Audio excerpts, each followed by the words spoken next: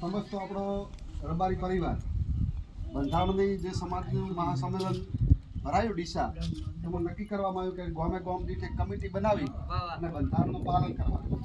તો આપણે આ બધા આજે ભેગા થયા એ બંધારણનું પાલન કરવા માટે ભેગા થયા. તો આ બંધારણની અંદર આપણે નક્કી કર્યું કે ભાઈ મરણ પ્રસંગ હોય તો એમાં જે બંધારણના નિયમ થયા એનું આપણે બધા સંપૂર્ણ પાલન કરવાના.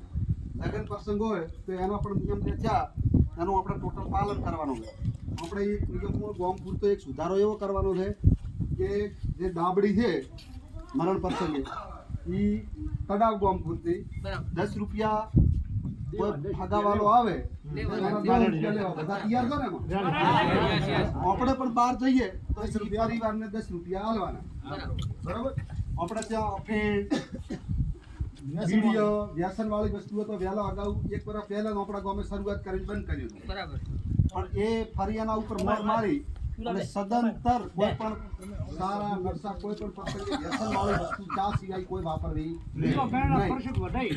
મરણની અંદર આપણે અત્યારે બધા ભેગા થઈને નક્કી કર્યું કે ખીચડી ઘીની વાળી છાશ અને કઢી આના સિવાય કોઈ વસ્તુનો ઉપયોગ કરવાનો થતો નથી. નિયમ જે બંધારણ બનાવ્યું કે 7મા દાડે અને 12મા દાડે તો મુહૂર્ત તે હોય એ પ્રમાણે પણ આપણે ઓછામાં ઓછો પરિવારને ખર્ચો આવે એ રીતનું આયોજન કર્યું તે વિધિ અને નિયમના શાસ્ત્ર પ્રમાણે દાળ થતી હોય પણ એમાં દાડા ઓછા કરવાના.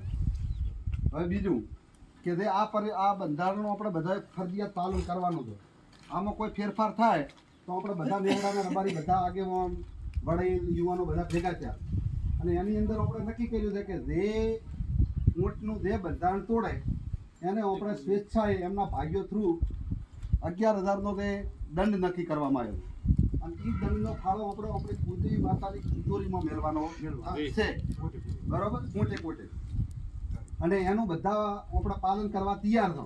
બરાબર? બોલો વડવાળા દેવ.